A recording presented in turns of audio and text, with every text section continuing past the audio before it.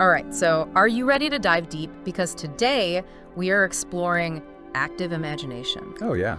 a technique Carl Jung developed to explore the unconscious mind. And get this, you actually sent us a transcript of a lecture Wow. by Jung himself on this very subject. That's amazing. Talk about going straight to the source. Straight from the horse's mouth, as they say. Right. Yeah. So I'm really excited about this one. It's incredible to have access to Jung's own words on this. Yeah. And what I find particularly interesting is Yeah. the connection he draws between active imagination and certain Eastern practices. Oh, really? Yeah.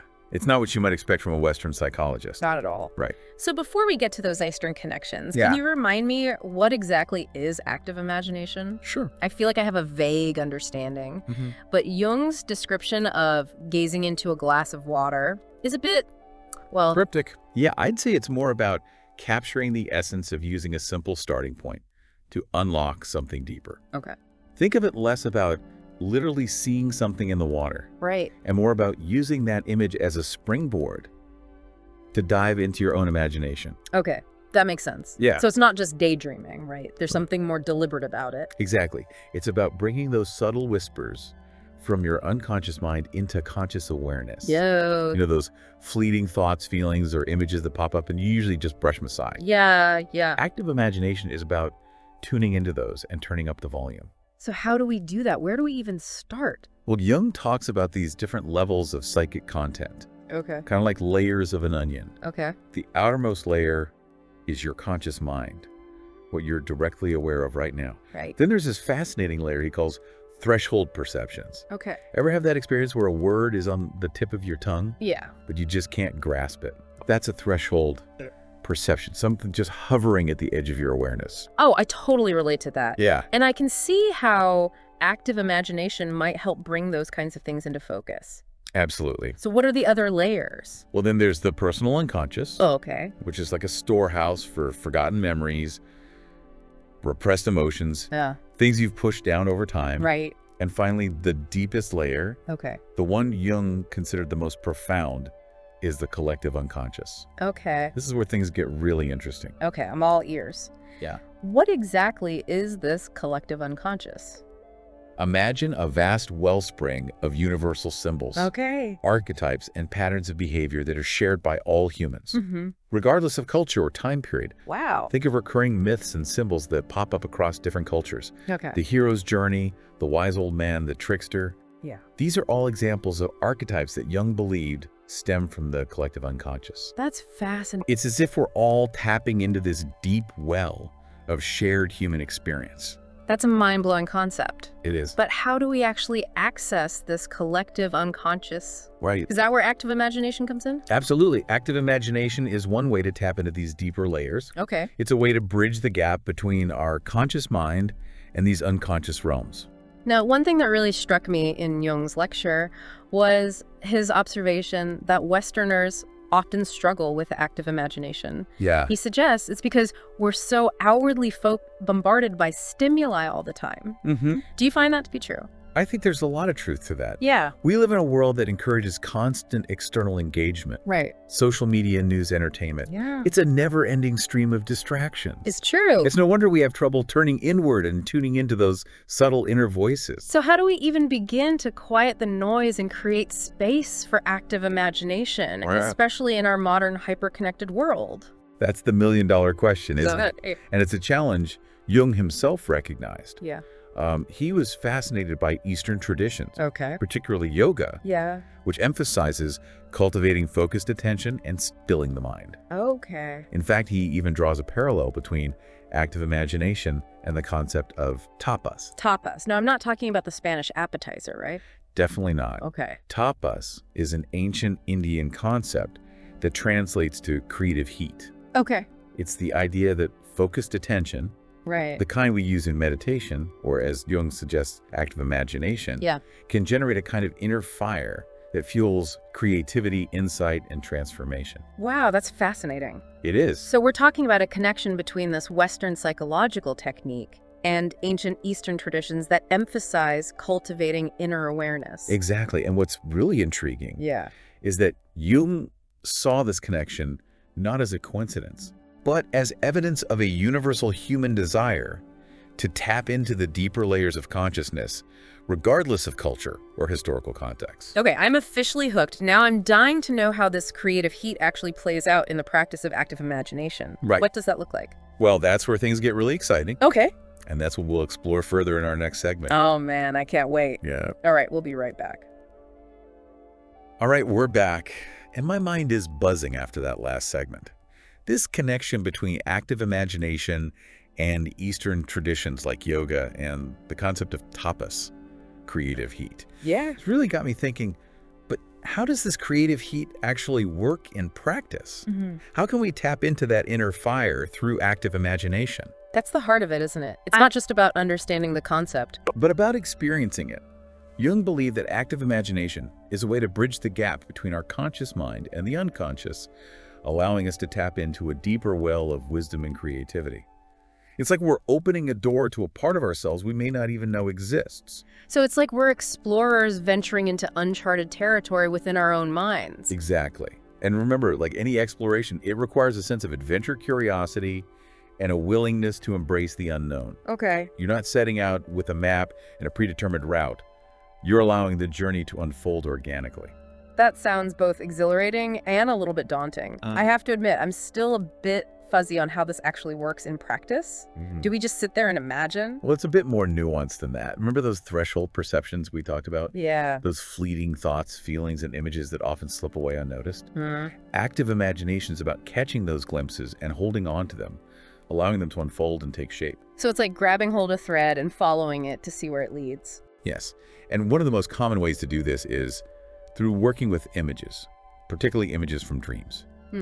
Let's say you have a dream about a mysterious locked door. Okay. In active imagination, you wouldn't just analyze the dream intellectually. Right. Instead, you'd sit with that image of the door, explore it with all your senses and see what unfolds. Where does the door lead?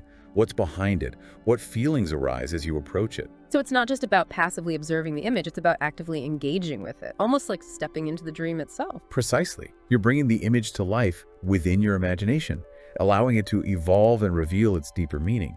And as you do this, you might find yourself encountering other figures, symbols, or even dialogues. Remember, the unconscious communicates in a symbolic language. Right, that's what makes it so fascinating, right? It's like we're decoding a secret message from our own inner world. But I'm curious, is this all happening just in our heads? Or do we actually write things down, draw, or express these experiences in some way? That's where the tapas comes in, that creative heat. Jung encouraged expressing these inner experiences through various creator outlets, like writing, painting, sculpting, or even dancing. It's about externalizing the inner journey, bringing those unconscious contents into the realm of conscious awareness. So it's like we're giving those inner voices a tangible form, a way to express themselves in the outer world. Exactly. And in doing so, we're not only deepening our understanding of ourselves, but we're also creating something new, something that has the potential to inspire, heal, and transform. Now that's what I call tapping into that creative fire.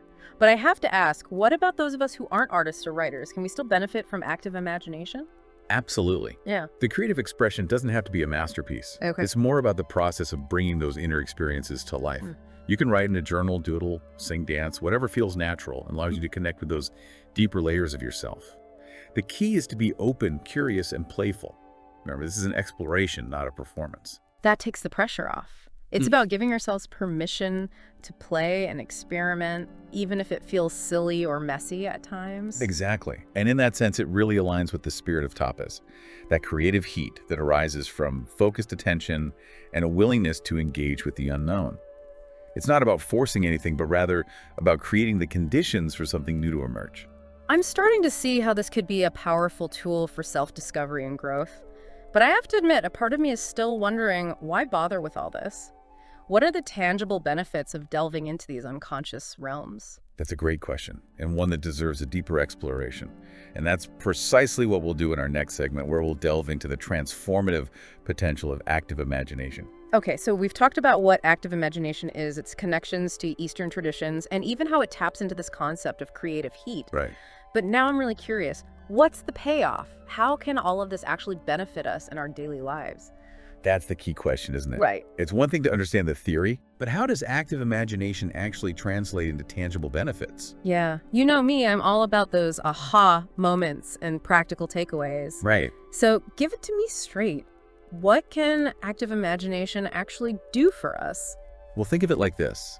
We spend so much time trying to understand the world around us. Right. But how often do we turn that same curiosity inwards? Yeah, that's true. Active imagination is like shining a light on those hidden corners of our own minds, the parts of ourselves we often ignore or try to keep hidden. Okay, so it's about self-discovery. But what does that actually look like? Can you give me some concrete examples? Absolutely. One area where active imagination can be incredibly helpful is in working through emotional blocks and unresolved conflicts. Let's say you're struggling with anxiety or fear related to a particular situation. Through active imagination, you can create a safe space to explore those feelings, to understand their root cause, and even to engage with them in a symbolic way. So instead of just trying to push those feelings away, you're actually facing them head on in the realm of the imagination. Exactly. Jung believed that by bringing those unconscious contents into the light of awareness, Okay. they lose some of their power over us. It's like shining a light into a dark corner. Right. Suddenly the shadows aren't so scary anymore. That's a great analogy. It makes me think of how we often avoid confronting our fears because they seem so overwhelming. But maybe by engaging with them through active imagination, we can start to dismantle them bit by bit. Precisely. And it's not just about facing our fears. Active imagination can also help us connect with our creative potential. Think about those aha moments you mentioned earlier. Yeah. They often come when we least expect them, right? Right. As if they're bubbling up from somewhere deep within. Active imagination is a way to cultivate those moments of insight and inspiration.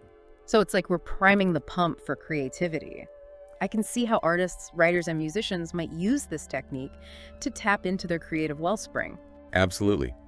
Many creatives have used active imagination to overcome writer's block, find new inspiration, or even work through creative challenges. But it's not just for artists.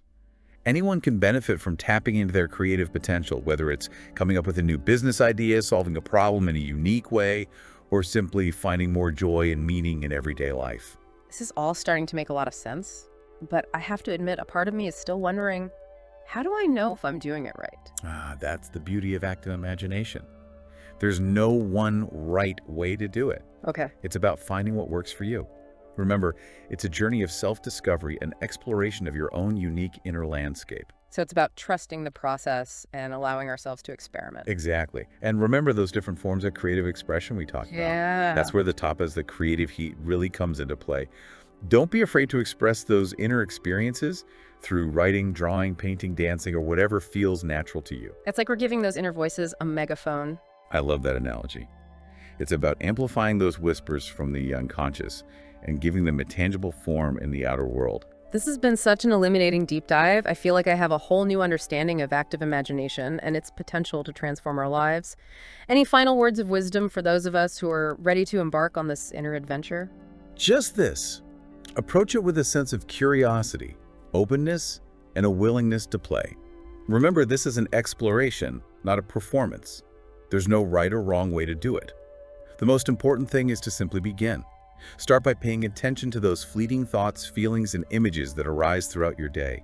Catch them, hold on to them, and see where they lead. So it's like we're all explorers setting sail into the uncharted waters of our own minds. And who knows what treasures we might discover along the way. Well, that's all the time we have for today's deep dive. All right. Thanks for joining us on this fascinating exploration of active imagination. Until next time, keep those imaginations